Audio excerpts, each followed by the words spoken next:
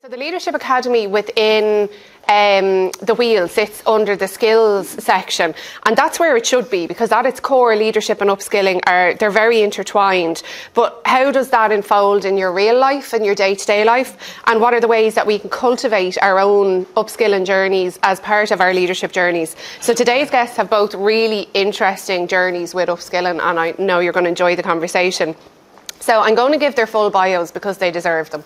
So Liliana is a migrant activist originally from Venezuela, living in Ireland since 2013. She's deeply passionate about equal representation of minority groups in Irish politics. Liliana directs the National Voter Registration Day, educating and empowering minorities to engage with the Irish political system. She trains migrants, asylum seekers and disabled groups on the Irish political system and mentors migrant women running in local elections.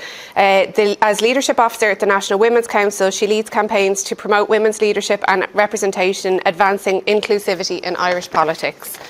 Liliana has been listed as one of Ireland's rising stars and new talents by the Irish Independent in 2025. So there you go. You should probably go home now. And Sarah McManus works in the community education sector in the Dublin North West area. Returning to education as a mature student, she completed an undergraduate degree at Dublin City University's Institute of Education. Since graduating, she has worked on a number of research projects focused on improving access routes to third level education. She is currently the coordinator of the Dublin North West Partnership Community Lifelong Learning Hub project in Finglas.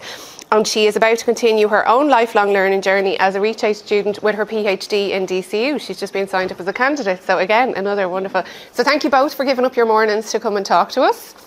We're really excited to have you. And I'm going to start with yourself, Liliana. So can you tell us a bit about yourself and what you do and what your own journey has been with upskilling throughout your career? Hi everyone, thank you so much for coming today. Such a lovely day outside, so thank you for your time and being here.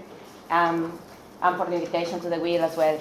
So it's been like this, of course, and it will continue being like this, I'm sure, my process. I came here in 2013, full of dreams, because I was very active in Venezuela politically, but I didn't have any future in there.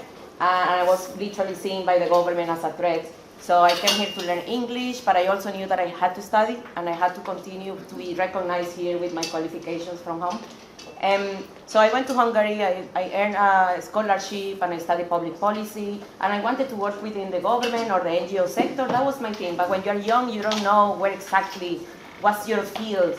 So I came back to Ireland, and when I came here, that's when I was here originally in 2013, and I went to Hungary to study, and then I came back 2018. And when I came back, the whole thing became a challenge, because I didn't find any place to start working. I mean, it's not easy to, so my thing was maybe humanitarian aid or the integration of migrants. And I was trying to talk to people in Troquera, in Gold, in Concern, to get a job with them. And most people, I mean, the one or two people that I spoke with, they said, you should volunteer first with them or with someone to build experience in that field, and then you might get contacts, and everything sounded very vague, to be honest. And then I found the wheel somehow, and that was a really nice encounter, because at the time I got pregnant, I married and got pregnant, and automatically I felt, okay, my opportunities are actually reducing more and more for those ones who are mothers, and maybe you have a career set already. But for me, it was kind of an interruption to my career. So I felt very, very threatened in terms of my ambitions and what I wanted to do with that master I just completed. So what I did was I found all the wonderful sessions, webinars of the wheel in terms of governance, fundraising, HR, and I also found this other group, Venezuelan community in Ireland. They were sending aid to Venezuela to a school meal program to feed 50 kids every month.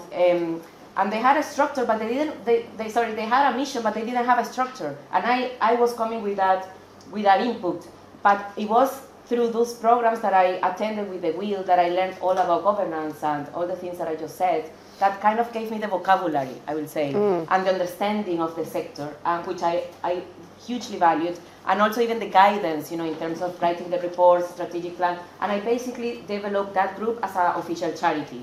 And that was my thing, I became the chairperson, and that was all through my pregnancy. So I had like a a goal, a motivation, even after pregnancy. And I knew, and I'm finishing now because I know we're going to and I knew that this was my one chance to maybe build experience in a field that will later was going to give me a job. And that was exactly what happened. I found the Immigrant Council of Ireland. Once I had the baby, maybe 4 or 5 months later, I found this job, and they said in their job description, we accept working experience, volunteer experience as valuable as work experience. And that was it. That's how I come into my first job in Ireland. Yeah, I love that, and we're going to talk about later about how skills and learning are not the same. Skills and education are not the same thing. So the idea that volunteering or getting involved, there's other ways to actually develop your skill set. So Sarah, can we throw over to you, and could you catch us up as well with your journey so far? Educational skill and journey, yes, and all that jazz. Yes. Hey everybody, I'm Sarah. Thanks for having me this morning. So welcome. And it's great to stay here beside Liliana as well and share our stories. So I am from Finglas on the north side. Does anybody know Finglas? Yeah. I've heard of it, yeah. From the other side of the river. So it was a journey this morning. I still live there. And I suppose my educational upskilling journey was when I was growing up, education or skilling wasn't valued really. There was just loads of other stuff going on. It wasn't a thing. It was something you had to do, and it wasn't seen as an asset. So I went to school, barely got through school, jumping out windows and everything. Did my leaving cert, and I finished school, and I just said, right, I'll just start working. So I started working in retail, and I did a dance teacher, and she was a lovely, lovely woman. And she caught me in the shop, and she said, what are you doing? And I said, I'm working. And she was like, oh, no, you're going to college. So when I mean, she had to physically put me in the car and bring me to college for the first while. I went and I did a PLC in Inchicore College in dance. And I wasn't going. I was screaming tooth and nail just because the bad experience I'd had with school, and I didn't think it was for me. But lo and behold, loved it, got on great, and I became addicted to the power of upskilling. I was like, this is actually great. Like, this is, you're getting to learn new things, meet new people. And like I was saying, I was chatting to Sharon about it last week. It was the first time, I suppose, I'd been nearly, not out of Finglas, but out of my comfort zone. So getting to meet all different people and new people was amazing, and it really opened my eyes. So I did that. Then I had 2 babies really quickly. So 2 babies, one after the other. And I thought, oh, well, I can't do this anymore. So I was in a mother and baby group, and I met this amazing woman, Jane, and she was telling me she went back to college. And I was like, you can't go back to college with kids. Like, how do you do that? So she helped me through. And then the partnership where I work now, the local development company, I went to them and I got a bit of help around how to fill out grant forms, CAO, all of that jazz. So I did the degree. Again, absolutely loved it. And I did it in the evenings. And it's the only way I could go back to college because I had the kids, and it was a really flexible degree. It was only 12 hours on site a week. So I did that, and again, I got the bug, and I was like, I'm determined. So I finished first in the year with first class honours. I was absolutely delighted with myself. And then I just thought, well, what am I going to do next? So I started working where I'm working now. And then I was doing a bit of research, like Sharon said, on different projects. So supporting other people that maybe find the route difficult into or back to education. That's been my passion. And then, I'm starting my own studies again on the educational journey, which I always say will probably be my 5th child because it takes that long, but it'll be grand. Yeah, and everything's fine. It's fine. Everything's fine. Hour by hour. I love the idea of the addiction. I suppose one of the things I'd ask you so yours was much more formal, I think, maybe than Liliana's. Yeah. One of the things I'd like to ask you is, if you look at other than the tradition, I finished college, the upskilling that you put on top of that, how do you think that's impacted your professional journey? Like, what do you think you would have been doing maybe even without it? I don't really know. Like, I don't think it's about the piece of paper. Like, the piece of paper is something that you just get. And I did say, like, when I got the piece of paper, I'd rip it up and give a bit to each of my kids because they had to live through it. We all lived through it. But it was more engaging with like new opportunities, new worlds, meeting new people, opening my mind, Sharon, to other things that I wouldn't have thought about before.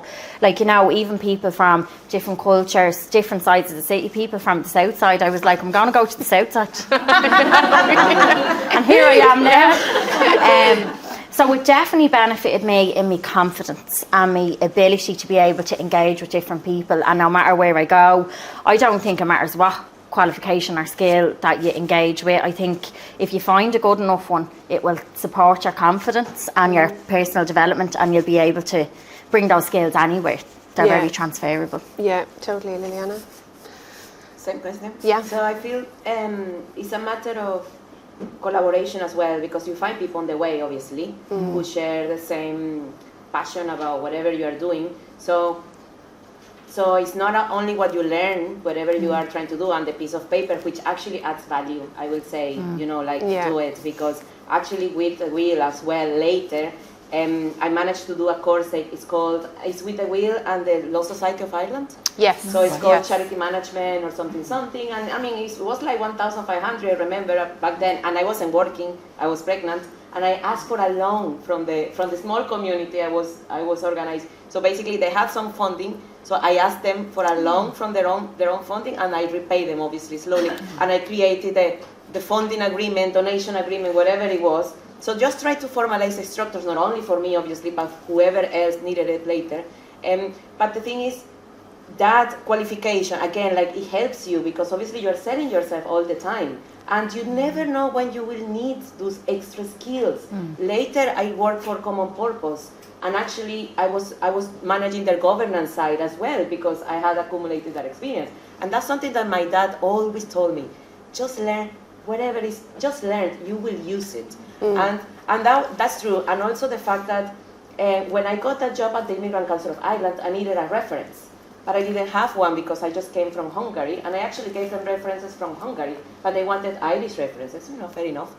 So through my volunteering with different groups, I met this lady who was the mayor in South Dublin County Council, and in 2011, and then she, 10 years later, she was collaborating with migrant groups. So I basically went to her because she knew me through that volunteering, and I asked her, do you mind, this is my situation. I'm pregnant and vulnerable, I don't have references. Would you be my reference for this job? And it just happened to be that they knew her. So obviously it was just such a coincidence, and great benefit for me, because that's how that's what I tell now everyone that I know, migrants especially. You need to do something, first of all, to build your experience in the field. So, because they might come with HR experience from the home country, finance, whatever it is, website development. So, but then you don't find the opportunity straight away. And everyone wants to work in their own field. We spent years developing ourselves to come here to start from the scratch. So, I will say always volunteer and offer that service to the whatever NGO you are supporting for 6 months, a year, whatever it is. And then you use that to basically get a job in the field that you're looking for. But along the way, you meet so many people, and that's why coming here is so important, and chat to everyone. Because the thing is not, the networking is a very trending word, but it's actually useful and practical in terms of knowing who else is doing what I do, that we can talk, that we can share, that we can collaborate, that we can work together. Yeah. So that was, I would say, and it's always been, and will always be, an added value, attending events like this and meeting new people. Can I finish with something? Go. I'm running this campaign called the National Voter Registration Day, and it's to get people registered to vote in one day. And, I can talk to you about that separately. But I went to an event 2 days ago, and I met this Filipino guy who is very, very passionate about electoral politics. And I never meet people like me, to be honest. I'm passionate about this. And so obviously when I meet like my sisters and brothers around the world, and I just pick them. And I invited him to take part the next day in a promotional video that we did. So again, and he went very happily. So that's it, that's the value added, people. Yeah, that happens all of the time. And actually, interestingly enough, we were in Cork yesterday, and there was the issue raised about the amount of migrants who come here who are so skilled, and then they're forced to take on additional upskilling and learning and to re-accredit and stuff, and how it's not doing anybody any favours. But I love that idea of, we talked about how networking is a dirty word in Ireland. That's why we don't actually say like a lot of this will be building community and building rapport. But, and what do they call it in America? Finding your tribe and all of that. Don't quote me on that ever. But what has been your experience around that kind of space? Around, yeah, the building your tribes kind of stuff. The finding people, or like the superfluous, the stuff around the learning.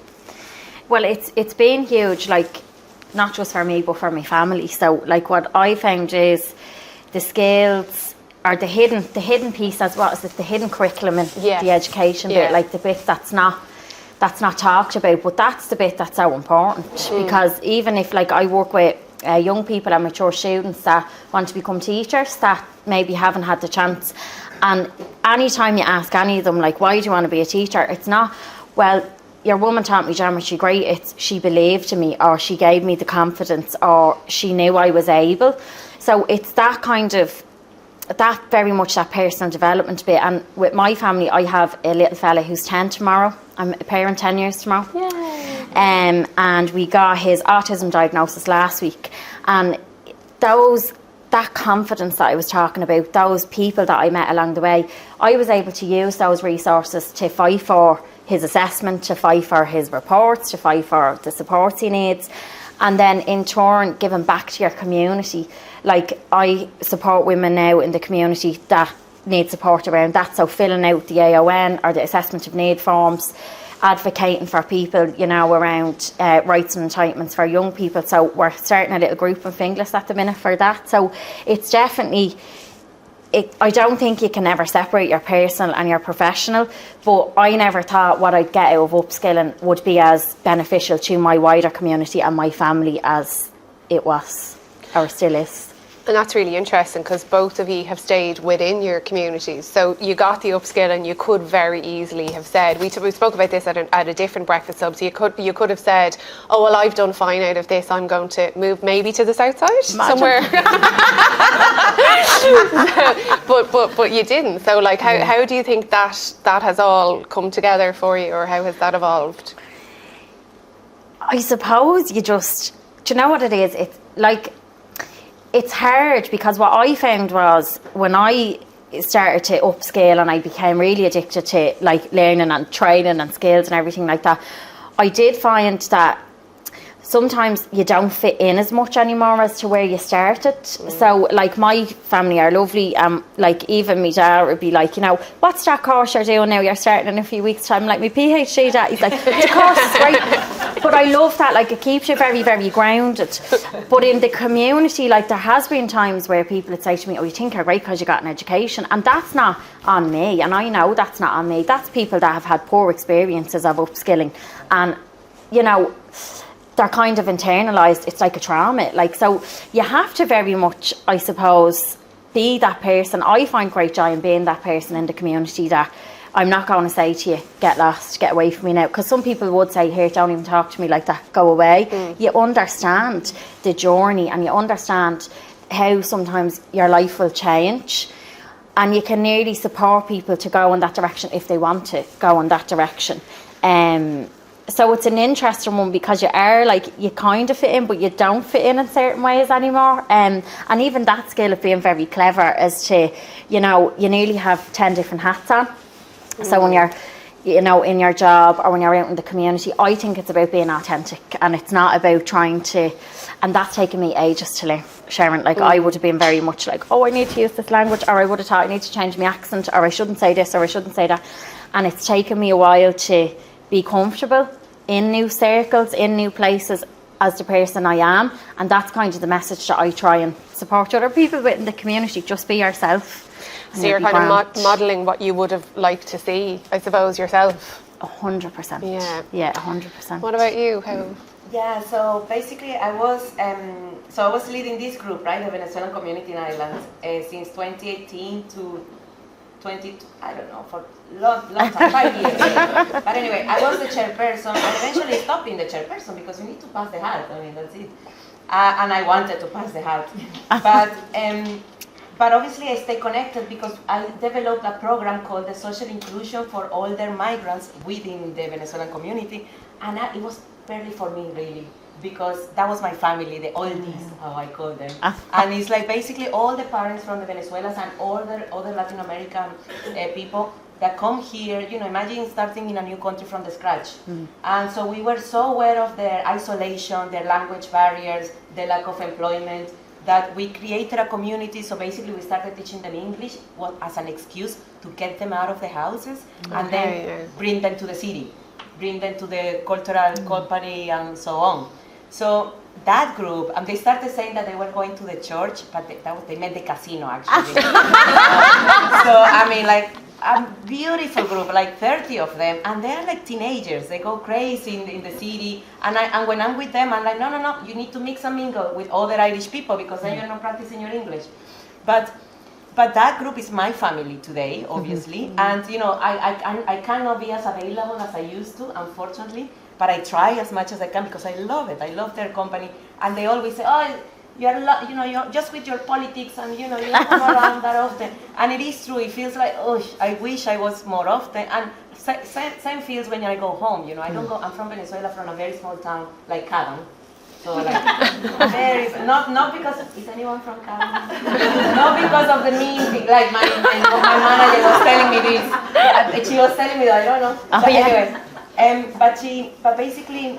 Obviously, it's a very conservative, unfortunately, that's the way it is. It's a very conservative place, and the reason why, I wouldn't be able to live there anymore. I'm like 40 years ahead, especially because I came here 2013, so many things have changed in Ireland as well. So I feel I'm too much ahead of it. So, but when I go there, I just feel like, I'm grounded again. This is my roots, this is what I am, this is the warm person that I am because of all the women who were around me, who raised me, and I don't lecture anyone. I'm not planning to change their values because it's like there's no point.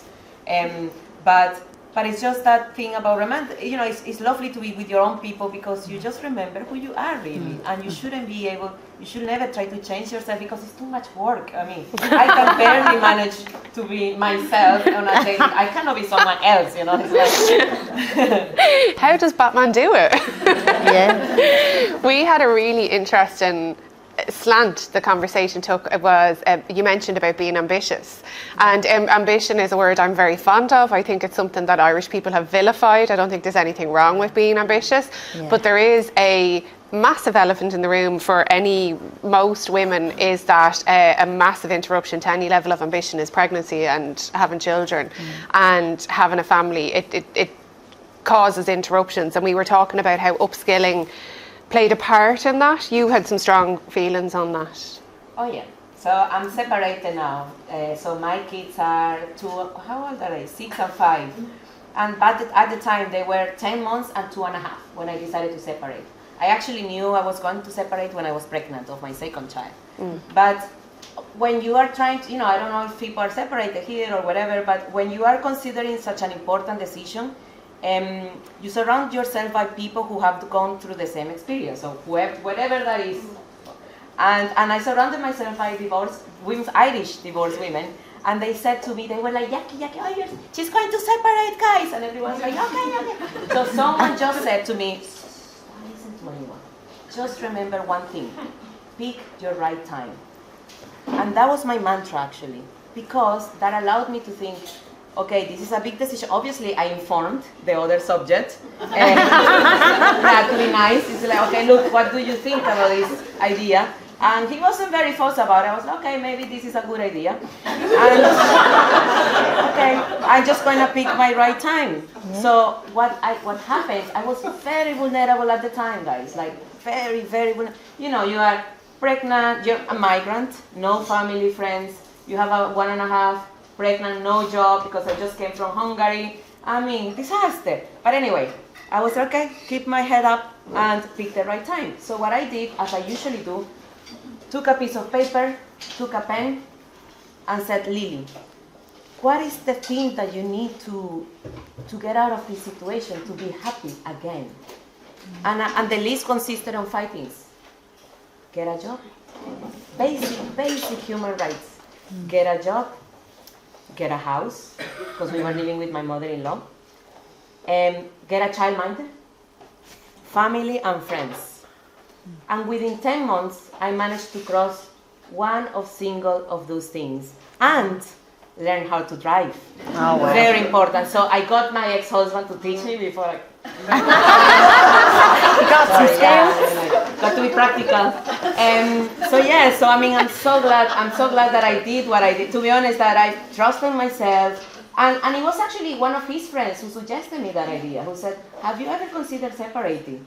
And was a good friend of him. And I had never thought about it. Of course, I was pregnant with a baby. I mean, and that was it. Today we are co-parenting 50-50, because back then it wasn't like that. I was doing I was bringing the money, I was doing everything. So today we're co-parenting. He's a great dad. And that was the thing. I thought, what's the point of having a toxic roommate when that person can give the same love and attention and care from somewhere else? And that's what my kids receive. So much love, attention and care where they spend time with me. And obviously because I'm rested as well, I am much more present, much more enjoyable, and a really, really cool mom, And so, upskilling. I have one job. This is it. So, but the upskilling in that period, you talked about being vulnerable and about keeping your eye on the prize. That while you were down, you weren't out. You were working on something else. Yeah, so obviously I was working on the strategy, because that every single of those things have a strategy, as you might imagine. Getting a house is a strategy, getting a job is a strategy. And part of getting the job was, what do I want to do, really? Do I want to do humanitarian aid, or do I want to do integration of migrants? And the right opportunity came, because that's the other thing. You don't have everything planned in your life. This was told to me by a previous boss. You think that you have you're gonna go through a path, but actually depends on what happens through that path as well. Who do you meet? What who brings you to college and pulled you? And that was it. I met organizations like you guys, which actually helped me to structure in a way to learn the vocabulary, learn the sector, know people. And in that way, I kept myself motivated and building experience. So the confidence was so important, because from being so vulnerable to actually believing that actually I'm skilling myself, and I'm going to get somewhere. I don't know where exactly, but I'm going to get somewhere. And that's it. It's believing. It's obviously being resilience. And that's maybe a different conversation, but it was. I think you were talking about not romanticizing motherhood as well, like that. Sometimes you have to take, if you have a plan, that plan will pause certainly for a while before you go back to it. If you have a career plan. And Sarah, what about you? Oh, well, I always say, the women that I work with that have children, some people you might find, and they've been out of the workforce or whatever because they've had to mind their kids, like childcare. Sure, you could write a PhD on childcare and not having it, couldn't you? So an awful lot of the women that I would meet in my role, in my job, would come into you and their confidence would be on the floor. They're exhausted. You just know they haven't had a breakfast or a cup of tea, because who has time for that? And when you sit and you chat with them and they're like, I've nothing to put in my CV. And after 15 minutes, you're like, right, tell me what you did for the week. And they're like, all right, so I dropped your man to football, I collected your woman, I paid all the bills, I did the shopping, I organised the maths, I did his maths homework, project homework, I looked after him. You're like, you have so many skills. These innate, ingrained skills that you develop, I think, through motherhood and through from finding out you're pregnant to being pregnant to juggling it all. And I know, it does, an awful lot of it still ends up on women. It's hard, but I don't think that we value motherhood as a skill in itself and as a time in your life for skills development, because every day is a school day with the kids. Every single day, you just don't know what's going to hit you. I've learned so much through my own kids and managing all the systems with my little fella with the autism, but even school and then homeschool, and during the COVID was great crack, so I learned a lot about primary school teaching. But I do think that we have to start, I don't know why people don't put motherhood on their CV. Well, I do now. I know why, because people are discriminated against, and you still have women that go to interviews and they'll say, do you have any kids, what's your childcare? Which is illegal, but they'll still ask. But I definitely think that there needs to be a non-accredited certain skills for mothers that are doing it all, because you don't need a piece of paper for that. You've got it. Can I disagree a tiny little bit in the sense of parenting? I will say, yes, if you are mothering yourself, mothering, I use it as a verb. So when I'm mothering, I'm with the kids. When I'm not with the kids, I'm not mothering. But so who is the one caring? And that's the thing. You know, I know a lot of great dads. I know a lot of people and aunties and grannies who are the carers, the carer. So parenting. So like I see my ex-husband, he's an amazing dad, incredible dad. And that doesn't, you know, it's nothing to do with our relationship and what happened between us. It's how is his relationship with his kids. So when we talk about motherhood, and we really should talk about caring, because there are fathers who actually care. There are fathers who are absent, obviously, and there are families where, and we know we need to recognize that mothers today in Ireland still do double than their partners. So, but it might not happen in all the cases. So, who is the caring person? Who is caring? Is the question for me. It's not necessary. I mean, the expectation expects women to do that part of most of the job, and that's what we should be challenging all the time. Is who is caring, and how can we talk about it and distribute our responsibilities as much as possible before everything becomes chaotic. Yeah, I think even we talk about even, I know I've been chatting to my friends, a lot of my friends are trying to understand gentle parenting, because I'm an 80s kid and that's just alien.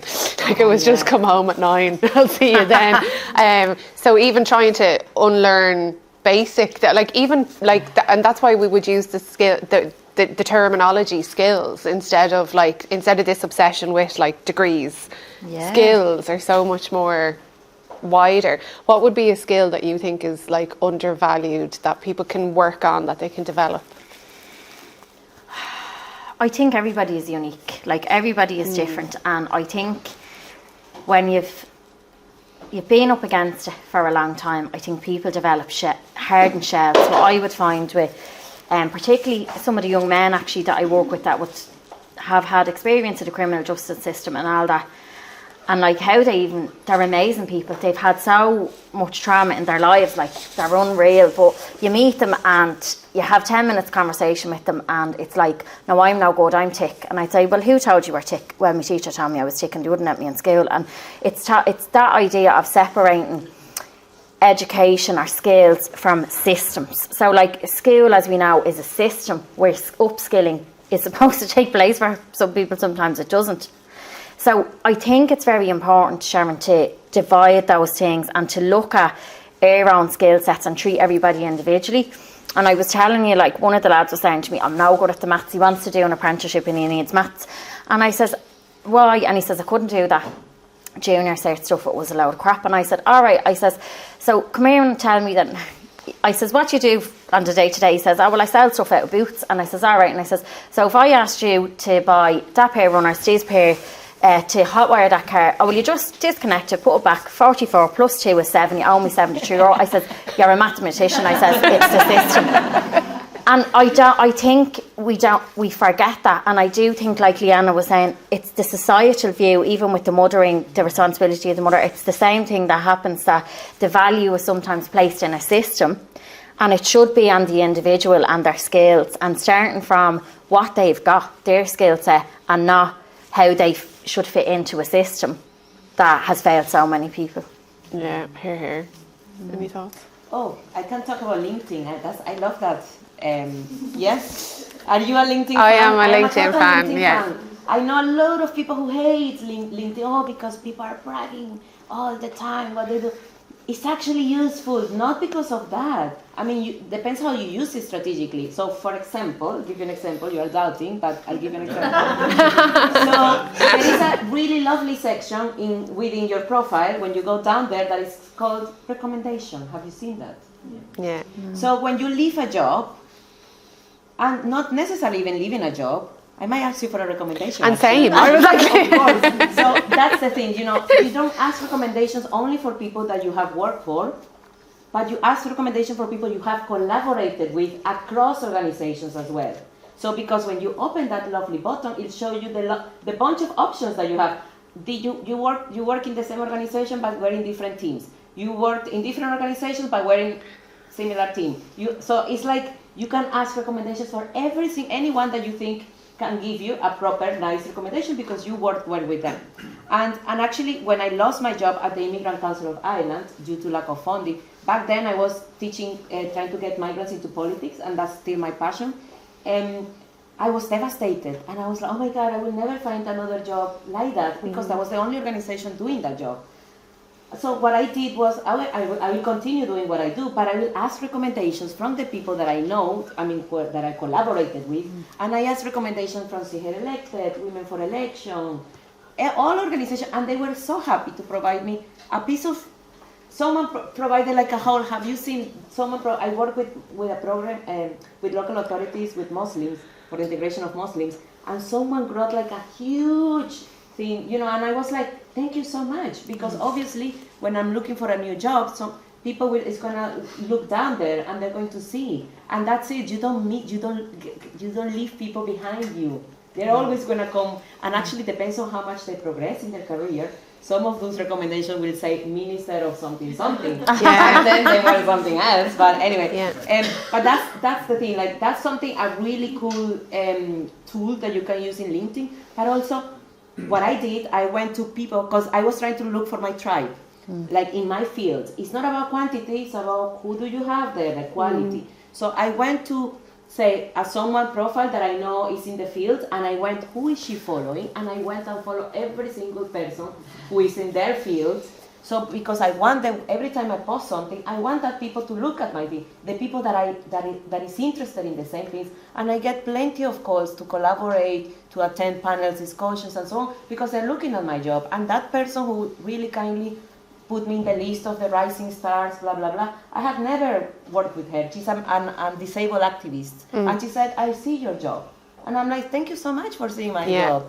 And that's it. I think LinkedIn is a really good place to meet your tribe. Put it like that. Yeah, I use LinkedIn frequently, but I would say if you're at a different stage in your career, what I always say to leaders, so they say to me, well, I don't need a recommendation, not in a snotty way, but I would say, well, here's an idea, hop in there and give 3. Because instead of people always saying, can I have it? Like, how much nicer would it have been if you got an unprompted, actually, I attended one of Liliana's talks today and she had the room, like, hint, hint. And, so that's what I always say, that the easiest way, if you need to ask somebody for something, the law of reciprocity is if you give someone a recommendation, they're quite likely to say, can I give you one back? But LinkedIn is an excellent way for... I can disagree a tiny bit, little bit on that. Absolutely. Because the fact that you have a role, the fact that you're a minister of a state also doesn't make you a nice person. And I think, you can also say that, how much you enjoyed working with that person. What are the qualities of that person? And that person will always need a recommendation. You can't keep your job forever. Yeah. So everyone is vulnerable, Yeah, but we've no ministers here. Okay. Everyone's fine. We're coming up on time, so I suppose I always like to leave people. Huh? I must get LinkedIn. Yeah, I was like, don't put Sarah on the spot. We've been trying to get her on it for 2 weeks. We were like, people are going to want to connect. The last 2 years, people are like, can LinkedIn? I'm like, no. We really try to let, rather than have you guys watch these stories and not be able to connect, we always ask people at the end, like, what would be, if somebody's sitting there going, I haven't upskilled in 5, 6, 10 years and now I feel kind of like I'm going to go and do something, what would be your number one recommendation? Just find something you're interested in. Like I think if you've got a passion for something, like Liliana is so passionate about the voter education and people accessing the right to vote, and you can see it in you, like, do you know what I mean? I'm like, yeah, I'm passionate about it as well, but like it's that, I think if you find something you're interested in and try and network like we were talking about, or build your tribe, it will get you through the days where you think, I can't do this. So when you're like, we all have them days where you're like, I'm not getting out of the bed today. You might have a little cry, as I do, in the car, listening to whatever sad songs. And then I'm like, but I'm doing something I love. And I think, like, the jobs that I've had since I started my upskilling journey, none of them are ever jobs. They're just things that I like to do, and I'm lucky I get paid for. Yeah. So I do think I would say, find your passion. Don't be afraid to fail, because falling forwards is a thing I have done many times before, and talking about falling forwards huge. And you know, even some of the teachers I work with, like they're so resilient. They've had to try 5 and 6 times, and they're nearly shameful of it. So when some of the young people come in, I'm like, oh no, don't mind the algebra. Tell them about you went back to college 6 times, and it spreads. Young people are like, she did it 6 times, and I'm like, yeah, she's not afraid to fail, because I do feel that failure is a dirty word for some people. You can internalise that and think that's you, but it's just the route went a little bit off, and now you're back going to the north side of comfort. So yeah, that's Can I it. come? Yeah, come on, Sharon. Yeah, no, I totally agree with that. And also, there's so many different levels. There's so many, when it comes to upskilling, don't be going looking. I had one lady rang me one day and she's like, I need to talk to you, I need to do a course. I was like, where are you at, right? And she had just done a litany of courses. And I was like, this is not what you think I'm going to say, but I need you to not do a course for a year. I need you to actually sit down and have a think about. And when you talk about what you like, if you don't know, because people say to me, I don't know, flower arranging, an art class. I did a tarot class with my mates last year, and you know, because anything that gets you out of your comfort zone is enough then to kickstart the rest of the conversation. So we have this very technical language in the skills team called priming for learning. We don't expect anyone to leave with a master's. What we want for them to go is, I enjoyed that enough to now do the next thing. So it really, thanks. Yeah. It's not mine. I think it's Europe's. And what about you? Europe. What would be? Oh, Europe. What would be yours? You know, I'm a LinkedIn freak, literally. So what I do sometimes, I go to the people that I admire, and I see, what did they do? How did they get here? Yes. And I go and see, and that's one I didn't know existed. So basically, it's following the organization, not only the people, because they are weird, but the organizations as well. And because organizations share workshops and things. So last month, I attended one training on lobbying strategies. And I'm like, okay, this is interesting, maybe I could learn something. But sometimes I attend things that that I think I know, but I always learn something new. Like, for example, what's the role of local councillors in the UK? So it's very different. I know exactly why. And even if it's happening here, I also go, because the way people explain things is very different. And it's like a different input, something added every single time. So I will say, follow organizations and people that you feel inspired, that you are following their path somehow, and you picked a little bit from each person and see what they do and follow them, because they will be sharing materials, they will be sharing things that you might use as well. The 45 minutes just absolutely flies, doesn't it? It was like a comedy show there for half it. So this next section is the not networking section. So we invite you to partake in cake and get to know each other, and then we would ask you to maybe chat with each other about what you've heard, maybe chat to the speakers, and we'll ask everybody to just come back for 5 minutes at the end. We'll take some questions and answers from the crowd. But weren't they amazing stories? Yeah. Oh yeah, here. Thank you so much. Yeah, you were so good. Thank you so much.